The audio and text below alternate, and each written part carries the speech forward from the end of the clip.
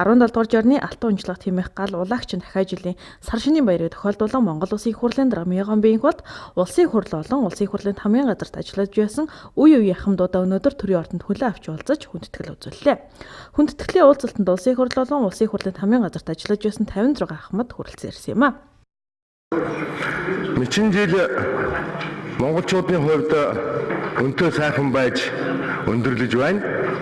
Энэ мэчин жилд манай улсын амьдралд олон чухал үйл явдлууд тохиолсон. Түүний дотроос улсын их хурлын гэдэг энэ хууль тогтоох дээд байгууллагын амьдралтай, энэ байгууллагын түүхтэй холбоотой нэгэн сонгуул болж энэ мэчин жилд өндөрлсөн. Энэ сонгуулиар Монголын ард түмэн өөрийнхөө итгэсэн, найдсан ийм итгэлтэй хүмүүсүүдэд саналаа өгч улсын их хурлд хууль тогтоох, өөрийгөө төлөөлүүлэхээр илчээ илгээсэн.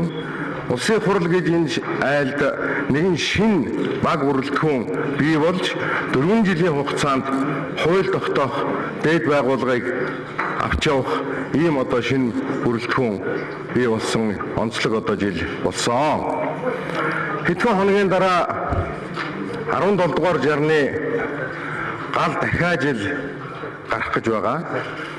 Дахиад жил монголчуудын хувьд бас сайхан өнтэй жил болж байсан түүх уламжлалтай юм байна. 1921 оны цагаагчин гахайд жил ардын хувьсгал ялж Монгол оронд өнөөгийн энэ шинэ Монгол улсыг байгуулах үндэс суурийг тавьж исэн түүхтэй юм байна. 1945 оны хөхөгчин дахиад жилд монголчууд өөрийгөө тусгаар улс мөн хэмээн зарлах хамгийн чухал үйл явдал болсон иргэд олон түмнийхээ саналыг авсан, ард нийтийн санал асуулга явсан ийм түүхэн үйл явдал бас болж байжээ. Мөн 1945 оны дахиад жил Монгол Улсын ардын хурал сайд нарын зөвлөлийн шийдвэр гарч Кирилл үсэгт монголчууд албан ёсны бичгийн болох ийм шийдвэрийг гаргаж байж, ингээд энэ бол монголчууд нийтээр бичиг үсгэтэн болох ЮНЕСКОд бүртгэгдэх үндэс суурь бас тавигдаж байсан байна.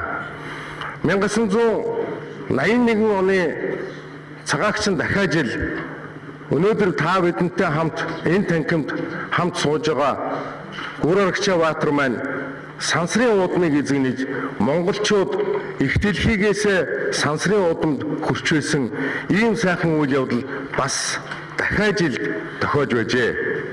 Ингээд бодохоор зэрэг удахгүй гарах гэж байгаа дахиад жил та бидэнд бас ээлтэй, сайхан, ийм сайхан бүхэн уламжлагдсан жил болох нь дамжиггүй юм аа. Энд хүрэлцэн ирсэн улсын их хурлын хамгийн газрын ахмадууд та бүхэндээ шинэ гарч байгаа жил эрүүл энх байж, уртудаа наслаж, үр хүүхдүүдээ баясгаж, төрийн ажил алба хашиж байгаа бид бүхэндээ үнэтэй цайтай үгээ үргэлж хэлж, захиад даалгавраа өгч, сургамжаа хэлж байх ийм ерөөлийг дэвшүүлээд та бүхэн сар шиндээ сайхан шинэлж, хаврын тэргүүн сартаага мэнд сайн золгохыг хүсэж өрөөж байна. Уулзалтад оролцсон ахмадуудыг төлөөлж улсын их хурлын гишүүн асан авда гэрэл сурнаар үгэлж төрийн үйл хэрэг төчин төтгэж ирсэн. Үе үеийн ахмад буурлуудад байнга анхаарал халамж тавьж тусалж дэмждэг. Улсын их хурлын удирдлага түүний хамгийн газарт баярлаж явдгаа илэрхийлээд цаашдын ажил үйлсэд нь өндөр амжилт хүслээ. Мөн улсын их хурлаас эмэгтэйчүүд ахмадуудын талаар гаргасан хууль тогтоомжууд олонний талархлыг хүлээсэн цаг үеийн олсон зөв шийдвэрүүд болсныг онцолсон. Уулзалтын төгсгөлд ахмадууд улсын их хурлын даргын хулд болон улсын их хурлын хамгийн газрын удирдлагуудын хамтаар дурсгалын зураг авахулсан.